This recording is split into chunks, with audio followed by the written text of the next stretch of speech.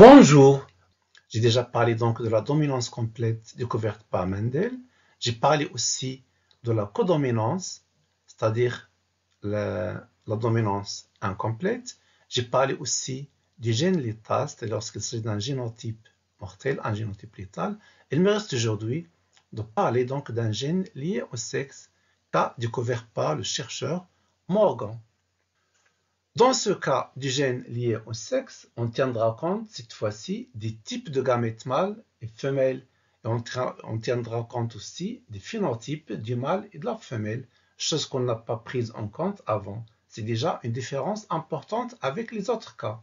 Voilà l'exercice que je vous propose. Exercice. Un croisement est réalisé entre deux drosophiles de lignée pure, un mâle aux yeux blancs mutants et une femelle aux yeux rouges sauvage. On obtient une génération F1 constituée totalement des drosophiles aux yeux rouges. Mais lorsqu'on réalise le croisement inverse, mâle aux yeux rouges et femelle aux yeux blancs, on obtient une F1 constituée de 50% mâle aux yeux blancs et 50% femelle aux yeux rouges. Donc cet exercice tient compte donc des phénotypes qui se trouvent chez le mâle et chez la femelle. Voilà donc une photo d'une drosophile femelle aux yeux rouges. C'est le phénotype sauvage. Et puis vous avez donc un mâle ici aux yeux blancs. La couleur blanche des yeux est due à une mutation qui a provoqué donc ce phénotype. Voilà les questions. Question numéro 1. Décrire et comparer les résultats de ces croisements. Question numéro 2. Interpréter ces résultats. Et question numéro 3. Donner l'interprétation chromosomique appropriée. Alors, je vais d'abord faire un schéma de ces croisements devant moi. Je conseille toujours les élèves dans ces exercices des lois statistiques de faire des schémas des croisements devant eux sur le brouillon. Comme ça, ces croisements deviennent plus clairs et on va éviter à chaque fois de retourner sur l'énoncé de l'exercice pour revoir le contenu. Voilà donc ici je vais faire le schéma du premier croisement dans cette partie et je consacre l'autre partie donc au schéma du deuxième croisement, c'est le croisement inverse. Alors pour le premier croisement, on a croisé deux lignées parentales symbolisées F0, des femelles aux yeux rouges, le phénotype rouge, croisées avec des mâles, et voilà ici donc ces mâles, aux yeux blancs. On a obtenu une génération F1 constituée de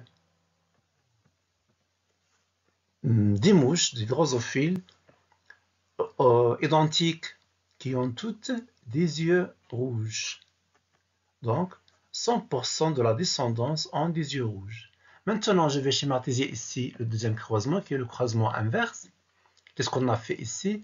On a inversé les phénotypes du mâle et de la femelle, c'est-à-dire qu'on va utiliser ici, au lieu d'une femelle aux yeux rouges, on va utiliser une femelle aux yeux blancs. Et on va la croiser avec un mâle. Au lieu d'avoir des yeux blancs, il va avoir des yeux rouges. F0, des femelles aux yeux blancs, croisées avec des mâles aux yeux rouges. On a obtenu un F1. Deux groupes, un groupe de femelles. Toutes les femelles ici ont des yeux rouges. Elles constituent 50% de la descendance. Le deuxième groupe, ce sont tous des mâles. Mais ce sont des mâles aux yeux blancs. Ils constituent aussi la moitié de la descendance. 50% de la descendance sont des mâles aux yeux blancs. Pour répondre à la première question, on nous demande de décrire et comparer les résultats. Je commence tout d'abord par le premier croisement. Donc on a ici le premier croisement devant nous. On a croisé ici deux lignées pures de drosophiles avec de phénotypes différents pour un même caractère. Donc c'est bien une hybridation. Un phénotype rouge et un phénotype blanc pour les yeux. C'est une hybridation. Il y a toujours donc 4 questions auxquelles il faut répondre dans le premier croisement. Ce sont donc les conclusions qu'il faut rechercher dans l'analyse des résultats du premier croisement. Alors on cherche tout d'abord le type d'hybridisme Il faut chercher et indiquer s'il s'agit d'un monohybridisme ou bien du dihybridisme. Donc on va parler dans d'autres vidéos pour le cas du dihybridisme. On cherche aussi le type de croisement. Est-ce que c'est une hybridation ou non? C'est pour chercher si les lois de Mendel sont vérifiées ou non. On cherche aussi les puretés des lignées croisées, surtout si cela n'est pas mentionné dans l'énoncé de l'exercice. Dans cet exercice, c'est mentionné, c'est en regardant l'homogénéité de la génération en F1 qu'on peut déduire est-ce qu'on a des lignées parentales pures ou non. On cherche aussi le type de dominance. Est-ce qu'on a une dominance complète ou bien on a une codominance? Alors je reviens sur le premier croisement, le voilà. On va l'analyser. Alors premièrement, on va chercher le type de dominance. Donc un phénotype rouge croisé à un phénotype blanc donne un phénotype rouge 100%. Ça veut dire qu'il y a une dominance du phénotype rouge sur le phénotype blanc. Donc l'allèle qui contrôle le phénotype rouge est dominant et l'allèle qui contrôle le phénotype blanc est récessif. C'est une dominance complète. Ici, c'est une hybridation, donc on peut appliquer les lois de Mendel. Ici, puisqu'on a obtenu une génération F1 homogène, on peut dire que la première loi de Mendel est vérifiée, ce qui prouve donc la pureté des deux lignées parentales. Ici, on a étudié un seul caractère, c'est la couleur des yeux. Il y a donc un seul gène avec deux allèles, un couple d'allèles. Il s'agit donc d'un monohybridisme, puisqu'il y a un seul caractère. Je récapitule. Analyse du premier croisement, c'est une hybridation qui représente un monohybridisme, car on a étudié un seul caractère, c'est la couleur des yeux. La génération F1 est homogène 100%, donc la première loi de Mendel est appliquée, donc on a vérification de la pureté des deux lignées parentales. Le phénotype de F1 ici, il correspond à l'un des deux phénotypes parentaux, c'est le phénotype rouge. On est donc en dominance complète. L'allèle de la couleur rouge est dominant, on lui propose donc un symbole majuscule R. Et l'allèle couleur blanche est récessif, on lui propose donc un symbole, la lettre minuscule. Je passe maintenant pour analyser le deuxième croisement. Je note tout d'abord que toutes les conclusions qu'on vient de faire sur le premier croisement restent valables aussi sur le deuxième croisement. Ça veut dire que les deux lignées parentales sont toujours pures. L'allèle de la couleur rouge est toujours dominant. L'allèle de la couleur blanche est toujours récessive. C'est toujours une hybridation et c'est toujours un monohybridisme. Mais dans ce deuxième croisement, on va chercher d'autres choses, d'autres conclusions totalement différentes des premières. On voit d'abord que la génération obtenue lorsqu'on a inversé les phénotypes est totalement différente du résultat obtenu dans le premier croisement. Ça n'a jamais été le cas dans les précédents cas. Peu importe que si c'est le mâle qui porte un phénotype ou c'est la femelle. Dans le cas devant nous, non, c'est totalement différent. Si le mâle qui porte la couleur rouge des yeux, ça donne des résultats différents. Et si c'est la femelle qui porte le phénotype rouge des yeux, c'est d'autres résultats différents. Alors ça indique quoi? Ça indique que le gène de la couleur des yeux chez la drosophile est lié au sexe. C'est une exception aux lois de Mendel. Cherchons autre chose. Les deux mouches, on l'a dit, croisées ici sont de lignées pures, mais la descendance ici est hétérogène. C'est une exception à la première loi de Mendel. Donc le seul cas où on croise deux lignées pures, mais ça ne donne pas une F1 homogène, c'est le cas où le gène est lié au sexe. Donc c'est la deuxième preuve que le gène de la couleur des yeux chez la drosophile est lié au sexe. Autre chose, Regardons dans la descendance. Tous les mâles ont hérité de la couleur blanche. Voici les mâles. Ils ont hérité de la couleur blanche. Mais qui portait la couleur blanche chez les parents? C'est la femelle. Donc on peut dire que le phénotype de la femelle passe chez les mâles et non pas chez les femelles. Regardez maintenant le phénotype du mâle, c'est-à-dire du père. Il passe chez les femelles.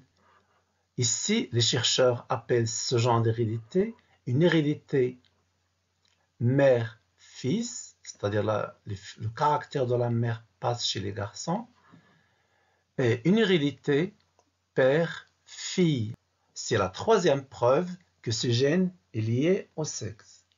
Dernière chose, ici, dans la descendance, ici, on voit que tous les mâles ont un même phénotype. Ici, tous les mâles à 100% ont le même phénotype des yeux blancs. Et toutes les femelles à 100% ont leur propre phénotype. C'est la couleur rouge. Alors, si je parle du phénotype rouge, elle est chez 100% des femelles et 0% des mâles. Et si je parle de la couleur blanche de la descendance F1, elle se trouve chez 100% des mâles et 0% des femelles. On peut dire ici que le sexe ratio du caractère couleur des yeux n'est pas équilibré, il n'est pas 1 sur 1. C'est la quatrième preuve d'un gène lié au sexe. Alors je récapitule maintenant. Les résultats de la génération F1 du croisement inverse sont différents des résultats de la F1 du premier croisement. Voici le premier point. Le deuxième point, la F1 est hétérogène malgré la pureté des lignées parentales. C'est une exception à la première loi de Mendel. Troisième chose, phénotype du parent mâle transmis aux femelles et phénotype du parent femelle transmis aux mâles. On parle souvent d'une hérédité père-fille et mère-fils. Quatrième point, les proportions des phénotypes dans la descendance varient selon les sexes. Les phénotypes rouges se trouvent chez les femelles à 100% et ne se trouvent pas chez les mâles, donc il est à 0%. Le phénotype blanc se trouve chez les femelles, ne se trouve pas chez les femelles, il est à 0%, et il se trouve chez tout le mâle, donc avec une proportion de 100%. Toutes ces conclusions indiquent que c'est un gène lié au sexe. Alors, c'est quoi un gène lié au sexe? On parle d'hérédité liée au sexe lorsque le gène étudié est porté par un chromosome sexuel, c'est-à-dire un gonosome. Alors que dans les autres cas, les gènes étudiés sont portés par des chromosomes non sexuels, c'est-à-dire des autosomes. Chez l'homme et la drosophile et la plupart des animaux, c'est le mâle qui est hétérogamétique, c'est-à-dire qu'il porte des chromosomes sexuels différents, X et Y. Et donc, il donne deux types différents de gamètes, un gamète qui porte le X et un gamète qui porte le Y. Alors que la femelle, elle est homogamétique, elle ne produit donc qu'un seul type de gamète qui porte le chromosome X. Je vais interpréter ça. Le mâle donc a deux chromosomes X et Y, les voilà. La femelle a deux chromosomes aussi. C'est XX. C'est pourquoi on a dit que le mâle est hétérogamétique, alors que la femelle, elle est homogamétique. Donc le mâle va produire deux types différents de gamètes. Les voilà, un gamète qui porte le X et un gamète qui porte le Y, avec des proportions de 50%, 50%, alors que la femelle n'en produit qu'un seul type qui porte le X à une proportion de 100%. Alors combien est-ce qu'on a de possibilités de fécondation ici? Deux gamètes différents pour un seul gamète femelle, c'est-à-dire qu'on a deux possibilités différentes de fécondation. Première possibilité, le X du mâle va rencontrer le X de la femelle. Ils vont donner donc un individu XX, c'est donc une femelle.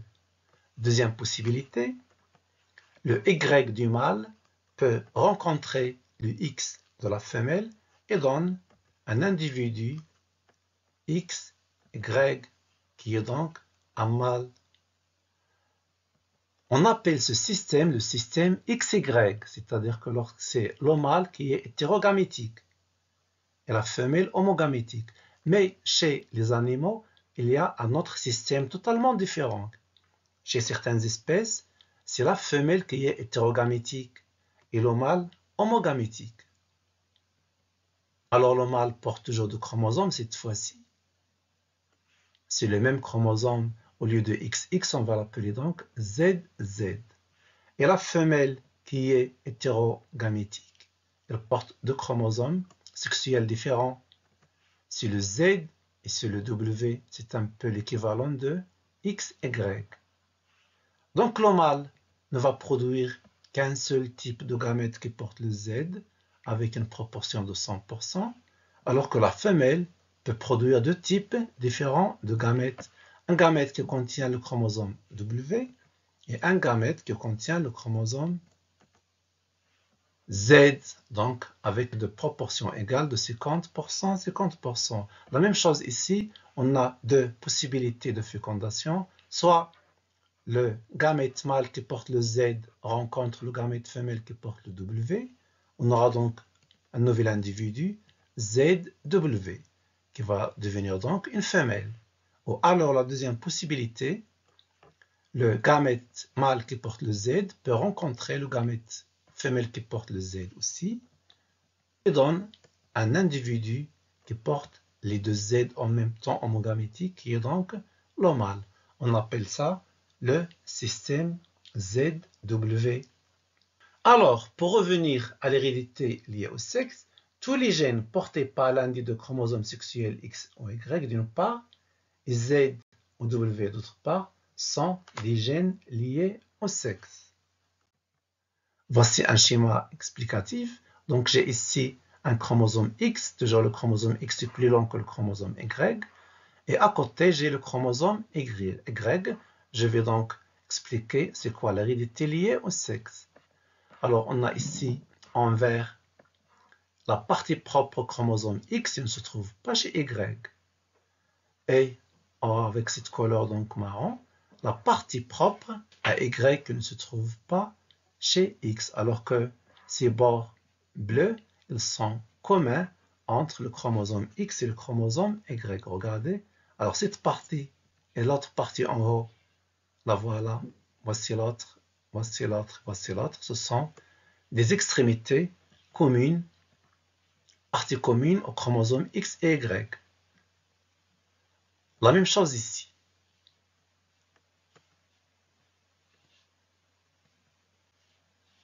Voilà, cette partie maintenant, elle est propre au chromosome Y. Et cette partie, elle est propre au chromosome X. Alors, tous les gènes qui se trouvent dans ces parties qui sont communes à deux chromosomes XY sont des gènes non liés au sexe, puisqu'ils se trouvent chez le mâle et chez la femelle en même temps, chez le X et chez le Y en même temps. Alors, c'est quoi les gènes liés au sexe? Donc, avant, je vais mentionner aussi la même chose dans l'extrémité inférieure. Tous ces gènes qui se trouvent sur cette partie et cette partie, ce sont les mêmes gènes. Ils ne sont pas liés au sexe. Ils se trouvent chez tous les individus. Mais les gènes liés au sexe, ce sont ceux qui vont se trouver soit sur la partie propre au chromosome Y et ne se trouvent pas chez X, ou bien l'inverse. Ce sont des gènes qui se trouvent sur X et ne se trouvent pas sur Y. Dans ce cas, on dit que ce sont des gènes liés au sexe. Alors, voici un exemple. Ici, j'ai un gène G1. Automatiquement, puisqu'il y a ce gène G1 dans l'extrémité de X et il y a une extrémité commune sur le Y, on doit trouver le même gène G1 sur cette extrémité. Donc, G1, ce n'est pas un gène lié au sexe. Regardons un autre gène, ici avec cette bande blanche. Je vais l'appeler G2. Ce gène G2 ne se trouve pas sur Y, il est propre à X. Puisqu'il n'y a pas son homologue sur Y, alors ce gène J2, c'est un gène lié au sexe. Et il est lié à l'X. Voici un autre gène ici avec cette bande bleue. Je vais l'appeler G3. Ce gène G3, il se trouve seulement sur Y. Il n'a pas d'équivalent ou bien d'homologue sur le X. Alors c'est aussi un gène lié au sexe, il est lié à l'Y. Je récapitule. Un gène lié au sexe est un gène transmis seulement par un gonosome, soit X, soit Y, et non pas les deux à la fois. Dans notre cas, le gène de la couleur des yeux est porté par le chromosome X. Je parle donc des drosophiles. Est-ce que la couleur des yeux est contrôlée par un gène qui se trouve sur le X ou bien sur le Y puisqu'il est lié au sexe? Il se trouve sur le X puisque la couleur des yeux, soit rouge, soit blanche, est commune aux mâles et aux femelles. S'il était sur le Y, il n'y aura pas cette couleur chez les femelles. Je continue. Car les deux phénotypes s'expriment chez les deux sexes et le chromosome sexuel commun entre eux, c'est le X. Autre preuve, c'est le chromosome X qui est transmis du mâle aux femelles et de la femelle au mâle. Rappelez-vous, on a parlé tout à l'heure de l'hérédité père-fille et mère-fils. Qu'est-ce que la fille hérite de son père? C'est le X. Et qu'est-ce que la mère transmet à son fils? C'est le X. Je continue. Je passe maintenant à la question numéro 3, interprétation chromosomique. Je commence tout d'abord par le premier croisement. On va appliquer toutes les conclusions qu'on a obtenues dans l'analyse des deux croisements. Soit le premier croisement, soit le deuxième croisement. C'est d'ailleurs l'utilité de cette analyse.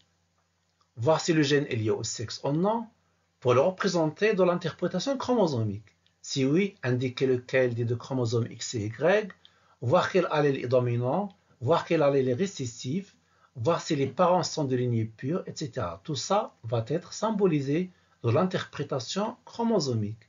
Et sans ces conclusions, on ne peut pas faire une interprétation chromosomique convenable. Voici donc l'interprétation chromosomique du premier croisement. Alors toujours, ce sont les mêmes étapes. Les parents, les phénotypes, les génotypes, les gamètes, la fécondation, puis la descendance théorique. Je commence par les parents. On a croisé donc deux mouches drosophiles différentes par la couleur des yeux.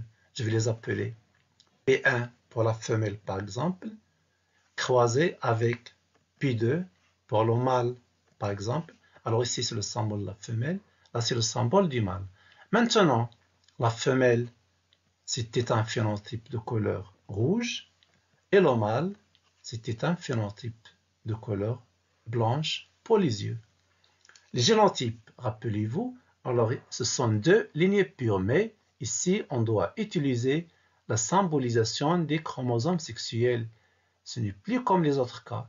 Donc je vais mentionner ici deux chromosomes. C'est une femelle, donc deux chromosomes X. Les voilà, X et X. Les deux vont porter, puis c'est une lignée pure, le même allèle. C'est l'allèle grand R. Voilà les deux allèles. Je passe maintenant en mâle. Il porte aussi deux chromosomes sexuels, mais c'est X et Y. Voilà le X, voilà le Y. Le X va porter l'allèle petit b, couleur blanche, alors que le Y n'en porte rien, puisqu'on a dit que la couleur des yeux est portée par le X et non pas par le Y. Donc on va laisser le chromosome Y vide. Quels sont les gamètes? La femelle, puisqu'il possède deux chromosomes sexuels identiques avec le même allèle, donc il ne va produire qu'un seul type de gamète. Elle portera le chromosome X avec l'allèle grand R, avec une proportion de 100%. Alors que le mâle, lui, il va produire deux types différents de gamètes. Un gamète va porter le X avec son allèle petit b.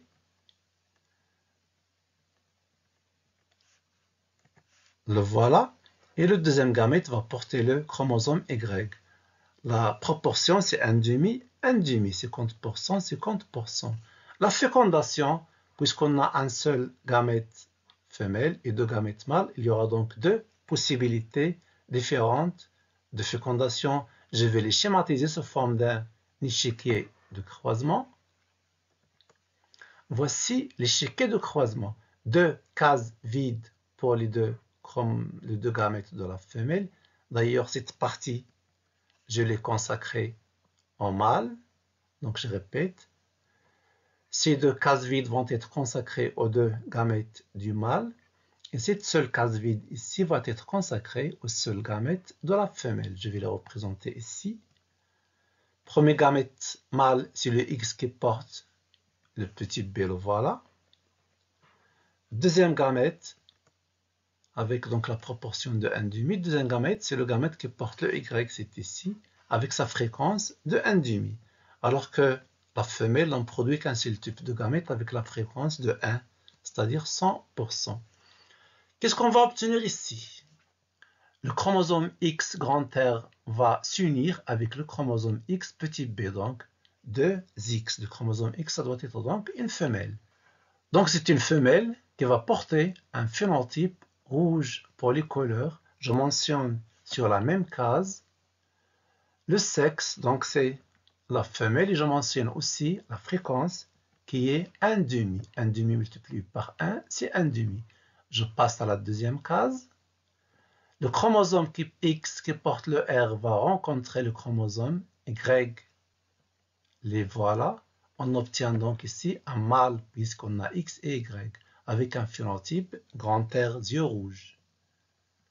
Le mâle est une proportion de 1,5. Alors, descendance théorique, qu'est-ce que j'ai obtenu? C'est d'abord génération F1 avec deux cases, une case pour les femelles et une case pour les mâles, mais ils ont tous le même phénotype rouge. Donc, rouge, femelle 1,5, rouge, mâle 1,5, ça veut dire que 100% de la descendance a des yeux rouges. Et si je compare avec l'énoncé de l'exercice, c'est ce qu'on a dans l'exercice, ça veut dire que la descendance théorique confirme la descendance pratique. Je passe maintenant au deuxième croisement. Ici, rappelez-vous, c'est un croisement inverse. Donc ici, on va croiser des femelles P1 avec des mâles P2 avec des phénotypes inversés. Donc c'est la femelle qui aura des yeux blancs et c'est le mâle qui aura des yeux rouges. Le génotype, c'est le XX pour la femelle lignée pure petit b, alors que pour le mâle, c'est un X et un Y. Le X porte le grand R et le Y reste vide. Les gamètes, la femelle toujours n'en produit qu'un seul type de gamète, c'est le X qui porte l'allèle petit b avec une fréquence de 100%, alors que le mâle, lui, puisqu'il contient deux chromosomes différents, il va porter deux types différents de gamètes. Un gamète qui porte le Y et un gamète qui porte le X avec son allèle grand R avec des fréquences de 1,5, 1,5. Même chose ici, on aura donc deux possibilités de fécondation. On va les représenter sous forme d'un échiquier. Je consacre toujours donc cette partie pour le mâle qui a deux gamètes différents et je laisse cette case pour les gamètes femelles qui n'a qu'un seul gamète. Je représente ici les gamètes mâles, c'est-à-dire le XR et le Y. Les voilà. X grand R avec 1,5 et Y avec 1,5. Alors qu'ici, le gamète femelle qui est le X petit b, le voilà avec une fréquence de 1, 100%. Alors, le chromosome X grand R va s'unir avec le chromosome X petit b et vont donner un phénotype femelle, vont donner donc une femelle avec un phénotype grand R et une fréquence de 1,5. Dans notre possibilité de fécondation, le chromosome X petit b va rencontrer le Y. Voilà, il va donner un mâle avec un phénotype petit b yeux blancs et une fréquence de 1,5. Donc ici, qu'est-ce qu'on a obtenu? La F1, la première case, ce sont des femelles aux yeux rouges. Voilà, avec une fréquence de 1,5. La deuxième case ici, ce sont des mâles aux yeux blancs avec toujours une fréquence de 1,5. Et la descendance théorique confirme la descendance pratique. Je continue.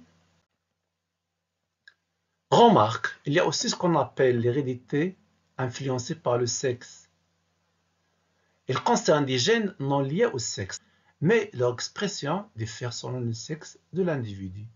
Peut-être j'aurai l'occasion de vous proposer une série d'exercices après. J'essaierai donc de vous donner un exercice qui concerne l'hérédité influencée par le sexe. Alors voilà, j'espère que cette vidéo vous sera utile. Rendez-vous prochainement pour une nouvelle vidéo sur le dihybridisme.